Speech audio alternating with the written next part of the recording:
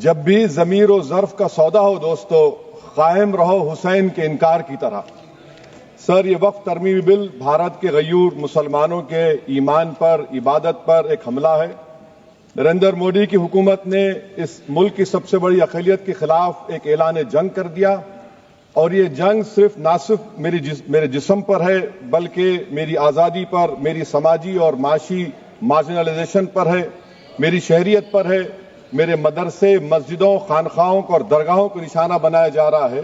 और ये हुकूमत सच्चाई को नहीं बयान कर रही है कि ये तरमीमी बिल से मुसलमानों का तहफ़्फ़ुज़, तरक्की और गुर्बत का खात्मा होगा। ये सरासर झूठ है।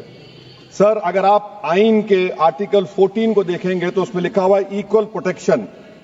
अब आप देख लीजिए सर कि हिंदू, सिख और जैन को और बौद्ध को उनके एंडोमेंट में तहफ़्फ़ुज़ मिलेगा, क्योंकि उनका एंडोमेंट बाय यूजर बरकरार है और उनका एडमिनिस्ट्रेशन उनके हाथ में होगा। कि गैर हिंदू या गैर उनके मजहब का आदमी दान भी दे सकता है उनके लिए, और एंडोमेंट बोर्ड का तहफ़्फ़ुज़ भी मिलेगा, क्योंकि उसके ऊपर ओवरराइडिंग क्लॉज अप्लाई नहीं होगा, लिमिटेशन का कानून उस पर अप्लाई नहीं होगा। उसके बरक्स ऑपोजिट आप देख लीजिए, मुस्लिम वक्फ को वक्फ बाय यूजर निकाल दिया गया। एक मुस्लिम वक्फ की जायदाद पर कब्जा होगा, लिमिटेशन लगेगा, तो जो एनक्रोचर है, जो खाबिज है, वो रातों रात मालिक बन जाएगा और एक गैर मुस्लिम वक्फ बोर्ड को एडमिनिस्टर करेगा। ये आर्टिकल 14 के इक्वल प्रोटेक्शन का वायलेशन।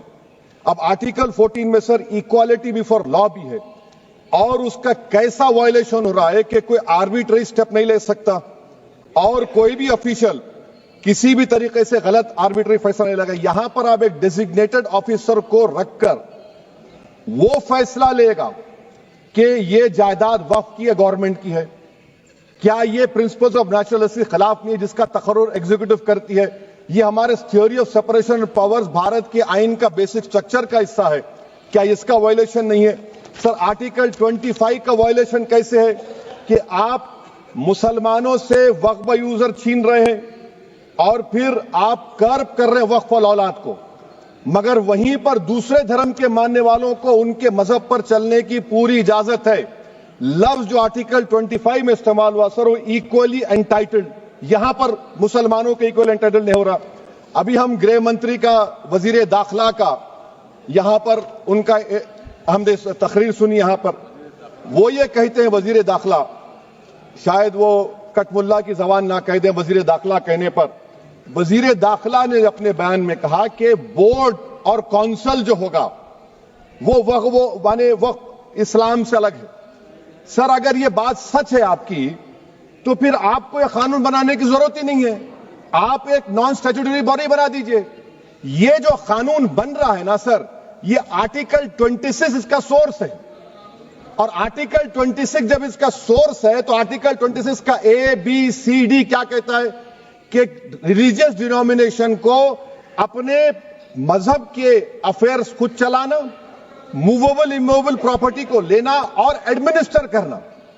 जब हिंदू धर्म को, बौद्ध धर्म को, सिखों को यह राइट दिया गया है, तो आप कैसे मुसलमानों से छीन रहे हैं? तो यह आर्टिकल 26 का ग्रेव वायलेशन है। तो सर, अब वक्फ बाय यूजर का मामला देखिए, मिनिस्टर साहब ने कहा कि एंक्रोचमेंट हो रहा है, 17,000 एंक्रोचमेंट हुए हैं। तो यही नरेंद्र मोदी की हुकूमत ने 2014 में उस वक्त के मंत्री ने एक Waqf properties eviction of unauthorised occupants bill को इंट्रोड्यूस किया। आपने विड्रॉ कर लिया 2024 में उसको। क्यों विड्रॉ किया सर आपने? जब आप मान रहे थे कि एंक्रोचमेंट हो रहा है तो आपने बिल को विड्रॉ कर लिया। अच्छा सर, अब वक्फ बाय यूजर को आपने निकाल दिया, माने कंडीशन क्या लगाए कि अगर उसमें डिस्प्यूट होगा और गवर्नमेंट प्रॉपर्टी होगी। सर, डिस्प्यूट तो है। मिसाल के तौर पर मोहिबुल्लाह साहब जिस मस्जिद के इमाम है, पार्लियामेंट के सामने मस्जिद है सर, 123 प्रॉपर्टीज में मस्जिद है, डिस्प्यूट चल रहा है। कल कलेक्टर या डिस्ट्रिक्ट ऑफिसर बोलेगा कि भाई साहब ये गवर्नमेंट प्रॉपर्टी है, स्टिकर लगा दिया जाएगा, मस्जिद बंद, गवर्नमेंट प्रॉपर्टी हो गई। भारत की बात करिए तो क्या ऐसी कोई शक्ति सिखों के पास है, ईसाइयों के पास है, यहूदियों के पास है, पारसियों के पास है? नहीं है। छोड़ दीजिए, इस्लाम के अंदर आइए। अगर इतना भाईचारा है तो ये सुन्नी वक्फ बोर्ड और शिया वक्फ बोर्ड अलग क्यों है मेरे भाई?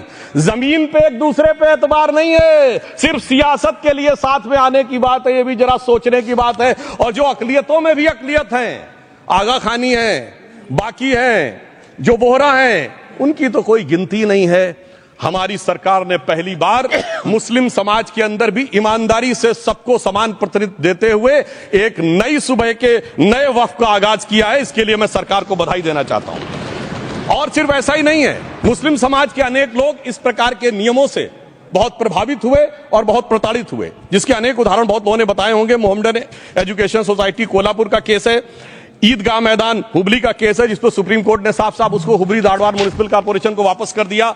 अनीसा अयाशा वर्सेस तमिलनाडु वक्फ बोर्ड का केस है, तेलंगाना स्टेट वर्सेस मोहम्मद मुजफ्फर का केस है, हिमाचल प्रदेश वक्फ बोर्ड वर्सेस ख्वाजा खलीलुल्लाह का केस है, और सभापति महोदय ताजमहल पर भी दावा कर दिया गया।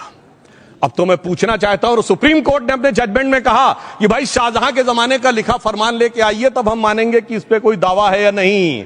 आप सोचिए कि अगर ये वक्त का कानून इसी ढंग से चला होता तो क्या होता। अभी हमारे जॉन ब्रिटास जी और मनोज झा जी ने बहुत सारी बातें बोली थी। एक प्यास की बात बोली थी उन्होंने, उड़ीसा के ग्राहम स्टोन्स का जिक्र किया था, तो उसमें तो कांग्रेस की सरकार सीबीआई की इंक्वायरी नहीं कर पाई थी। मगर जब ताजमहल का उल्लेख आता है सभापति महोदय, तो एक प्यास मुझे याद आ जाती है। जब शाहजहां जेल में था और दूर से उस ताजमहल को देखता था और उसे सिर्फ एक सुराही पानी मिलता था, और उसने औरंगजेब से कहा एक सुराही पानी और भिजवा दो, तो जानते उसने मना कर दिया। तो दुखी होकर शाहजहां ने फारसी में लिखा, ए पिसर तू अजब मुसलमानी, जे पिदरे जिंदा आप तरसानी, आफरीन हिंदुआन सदबार, जे देहंद पिदरावा मुर्दा देवम आप। मतलब तू कैसा मुसलमान है जो जिंदा बाप को पानी के लिए तरसा रहा है? तुझसे तो आफरीन 100 बार उन हिंदुओं को है जो पितृपक्ष में मरे हुए बाप को भी पानी देते हैं। और सभापति महोदय, मैं बताना चाहता हूं कि ये हमने ईमानदारी से मुस्लिम समाज के कल्याण के लिए बात की है, क्योंकि एक तरफ खड़ा हुआ है